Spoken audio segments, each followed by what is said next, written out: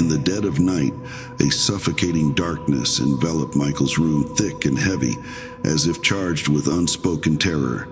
He lay there, trapped in the paradoxical limbo between sleep and wakefulness. His body was a prisoner to an invisible force, a sinister paralysis that held him fast to the bed. He strained to move even a finger, but his muscles were unresponsive, bound by unseen chains. The silence of the room was oppressive, a prelude to the horror that was about to unfold. Slowly, the shadows began to stir, coalescing into forms both familiar and grotesque. They twisted and writhed, contorting into shapes that defied the laws of nature and reason. Among them, a figure began to emerge, one that bore a disturbing resemblance to his late brother, yet distorted as if seen through a warped lens. This shadowy doppelganger moved with unnatural fluidity, its movements both mesmerizing and repulsive. It approached Michael's paralyzed form, its face inches from his. The features were a nightmarish caricature, eyes too deep, mouth stretched into an eternal silent scream.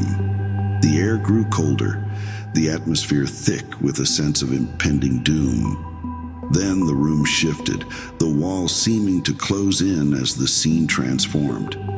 Michael was no longer in his bedroom, but in a place that echoed with the memories of his brother's death. The specter began to reenact the tragedy, a grotesque pantomime that was all too real to Michael. He could feel the ghostly fingers, cold and ethereal, brushing against his skin, a sensation that filled him with an unspeakable dread. As the scene played out, the specter's actions grew more violent, more desperate. It was as if the spirit was trying to communicate something crucial, something urgent, through this macabre performance. The air was filled with the stench of decay, a sickly, sweet odor that threatened to choke Michael. He tried to scream, to call out for help, but his voice was trapped inside him, a prisoner just like his body. His mind was a whirlwind of fear and confusion, grappling with the reality of what he was witnessing. Was this a mere dream, a figment of his imagination? Or was it something far more sinister, a message from beyond the grave? Finally, as quickly as it had begun, the nightmare dissipated. The specters retreated into the darkness, leaving Michael alone in his room, drenched in sweat and gasping for breath. His heart pounded against his chest, a frenzied drumbeat echoing in the silence. He lay there for what seemed like an eternity, trying to make sense of what had just happened. The after-images of the nightmare lingered in his mind, a haunting reminder of the terror he had just experienced. The room felt tainted, the remnants of the spectral visitation hanging in the air like a malevolent mist. As dawn approached, the first rays of light began to filter through the curtains, casting eerie shadows across the room. Michael's eyes were drawn to the bedside table, where he noticed something that sent a chill down his spine. There, lying in a place where it should not be, was an item unmistakably belonging to his late brother. A cold realization washed over him. This was no ordinary nightmare. The sun's morning light did little to dispel the darkness that had settled in Michael's heart. As he stumbled through his routine, the haunting images from his night terror lingered, a constant, unshakable presence. He was a man walking in a daze, his thoughts a tangled web of fear and confusion. At work, Michael's colleagues noticed his pallid complexion and distant gaze, but their concerned queries were met with mumbled reassurances. He couldn't possibly articulate the horror that had gripped him in the night, a horror that seemed to be bleeding into his waking hours. As evening approached, a sense of dread settled over Michael. The normalcy of the day had been a temporary reprieve, but now as shadows lengthened and the sky dimmed to twilight, his anxiety intensified. The world seemed to be closing in, suffocating him with an invisible, oppressive weight. Back at home, the house felt different, colder, as if infused with a malevolent energy. Michael's ears strained for any sound, any whisper that might signal the return of those spectral entities. And then it began. It started with the subtlest of changes, a picture frame skewed slightly on the wall, a book inexplicably on the floor, items that belonged to his late brother appearing in places they shouldn't be. Each oddity sent a spike of fear through Michael, a confirmation that the nightmare was more than just a figment of his imagination. The night brought little relief. Lying in bed, Michael's eyes darted around the dark room, half expecting to see those twisted shadows emerge once more. But instead of the stillness of sleep paralysis, the room was alive with eerie phenomena. The sound of faint, indiscernible whispers filled the air, rising and falling like a sinister tide. Shadows seemed to dance in the corners of his eyes, always just out of clear sight, but undeniably there. Michael's protective instincts towards his younger brother, Chris, kicked into overdrive. He found himself constantly checking on him, much to Chris's bemusement and growing irritation. "I'm not a kid anymore, Mike," Chris would say, brushing off Michael's concern, but Michael couldn't shake the feeling of impending doom that clung to him like a second skin. One night, as Michael lay restless in bed, the phenomenon escalated. The room grew icy cold, and he could see his breath in the air. The whispers grew louder, coalescing into a chilling chorus that seemed to be calling out to him. And then they appeared, the shadowy figures from his nightmare, more defined now, their forms undulating in the darkness. They spoke directly to Michael, their voices a guttural echo that resonated in his mind. "The soul of the brother," they hissed. "It must be given. It must feed the master." The word sent a jolt of terror through Michael. This was no longer just about haunting visions. It was a direct threat to Chris. The figures vanished as suddenly as they had appeared, leaving Michael in a room now silent, but for the pounding of his own heart. He knew he had to act, had to protect Chris from whatever malevolent force was at play. He decided then and there to take matters into his own hands, to do whatever it took to keep his brother safe. As dawn broke, bringing with it a deceptive sense of peace, Michael set about his plan. He would set up cameras around the house, hoping to capture evidence of the supernatural occurrences. He delved into the internet, seeking out information on protective rituals and talismans. He was a man on a mission, driven by fear and love, determined to shield his brother from the unseen horrors that seemed to be closing in on them. But as he immersed himself in this world of the occult and the unexplained, Michael couldn't shake the feeling that he was being watched, that the shadows themselves were observing him, biding their time, waiting for the right moment to strike. The house no longer felt like a home. It had become a battleground, a place where the veil between the natural and the supernatural was growing thinner by the hour. The following days became a blur for Michael, each one steeped in a miasma of dread and desperation. The installation of cameras around the house had done little to alleviate his fears. If anything, it heightened them, as he would now spend hours poring over Faudaji, searching for any trace of the malevolent spirits. In his pursuit of answers, Michael's path led him to a dimly lit, cluttered bookstore tucked away in a forgotten corner of the city. Here, amidst the musty tomes and arcane artifacts, he hoped to find knowledge that could aid him. The store, run by an enigmatic old man with knowing eyes, seemed to whisper secrets from its shadowed shelves. After explaining his situation to the shopkeeper, Michael was handed a weathered volume, its pages yellowed with age. "Ancient Spirits and Forgotten Gods," the title read. As he flipped through the pages, a particular passage caught his eye, speaking of a spirit that thrived on fear and suffering, growing stronger with each soul it consumed. A chill ran down Michael's spine as he realized the parallels to his own situation. That night, Chris confronted Michael.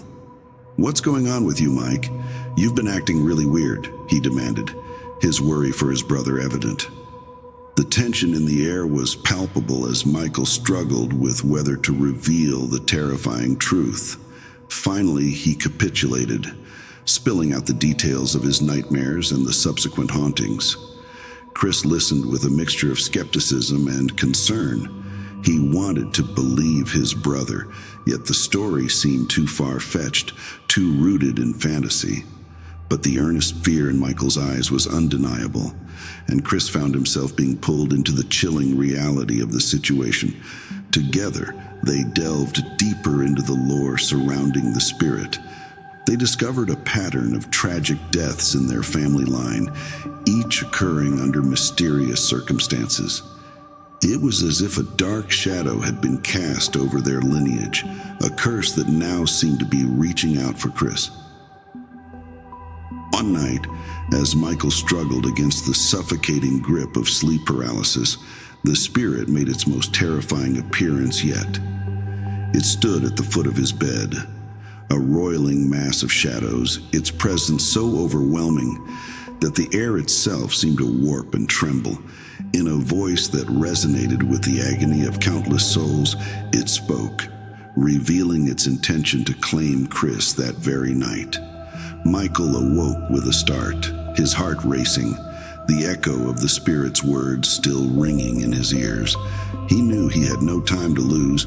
He had to find Chris before it was too late.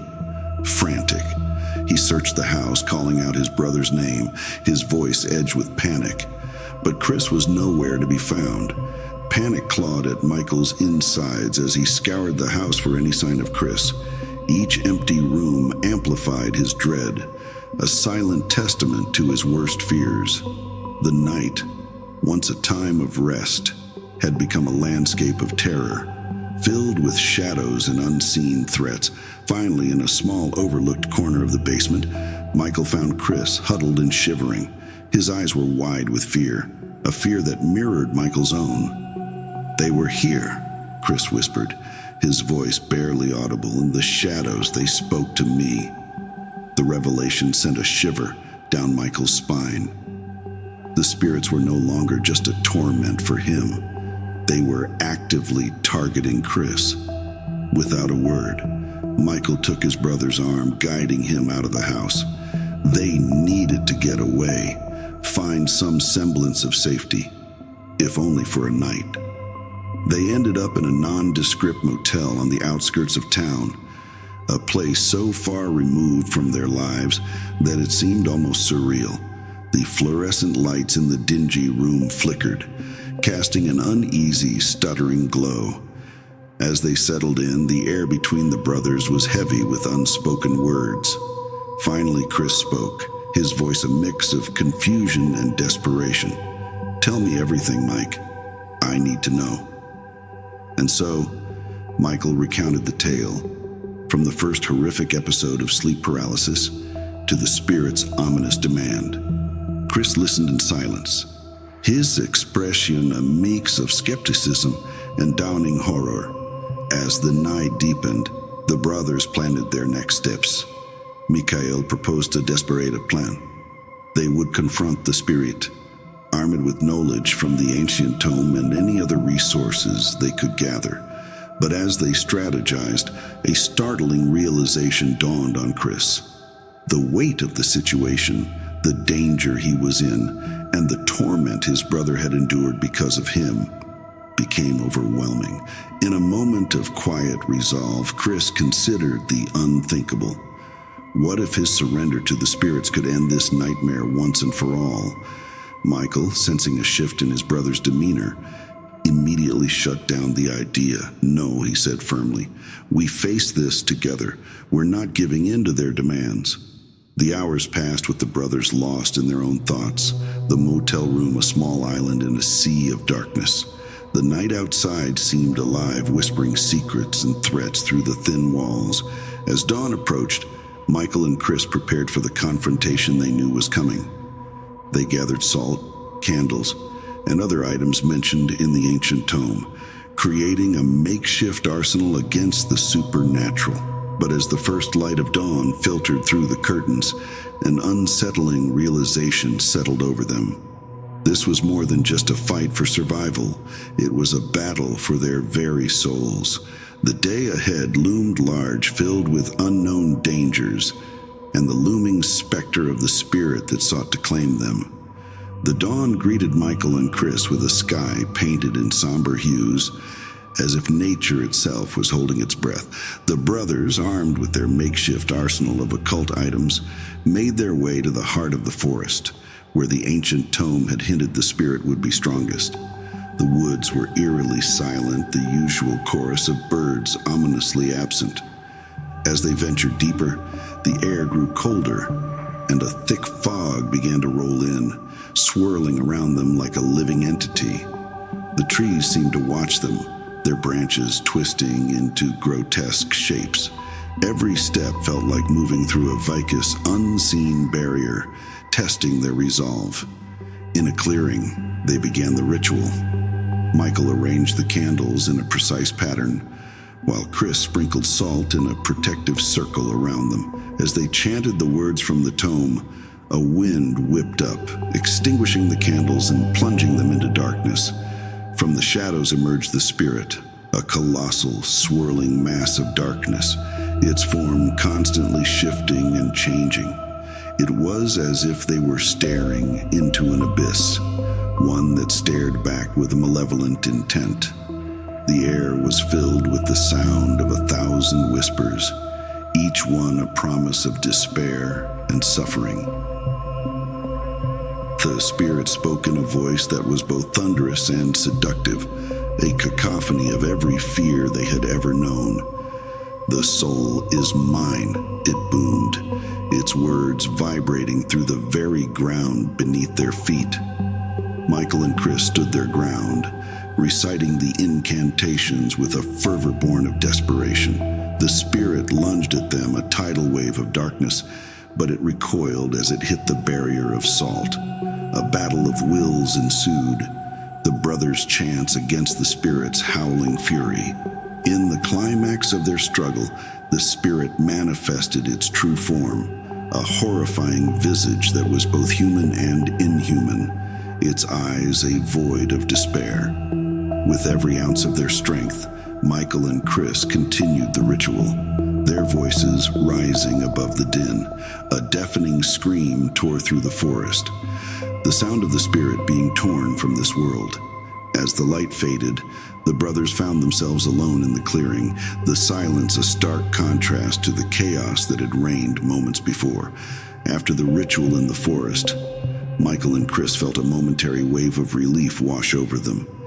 The spirit, a swirling mass of shadows and despair, had vanished in a burst of blinding light, leaving behind a silence that was both comforting and eerie. In the days that followed, life began to return to a semblance of normalcy. But soon, subtle changes started to manifest. Michael would wake up to the faint sound of whispers in the dead of night, whispers that echoed the chilling words of the spirit. "The soul is mine." At first, he dismissed them as nightmares, remnants of the trauma he had endured. However, the occurrences grew more frequent, more tangible. In the world around them, oddities began to surface. Michael noticed strange inscriptions appearing on fogged mirrors, on the windows of his car, and in the condensation on cold drinks. Always the same desperate plea, "My soul." Each sighting sent a jolt of fear through him, a gnawing reminder that their battle might not be over. Chris experienced similar disturbances. He would catch glimpses of shadowy figures out of the corner of his eye, figures that vanished when he turned to look directly at them. The air around him would occasionally grow cold, a chilling echo of the presence they had confronted in the forest. The brothers tried to rationalize these events, to convince themselves they were just aftershocks of their recent ordeal. But deep down, they knew the truth. The spirit was not gone. It had changed, become something different, perhaps even more insidious.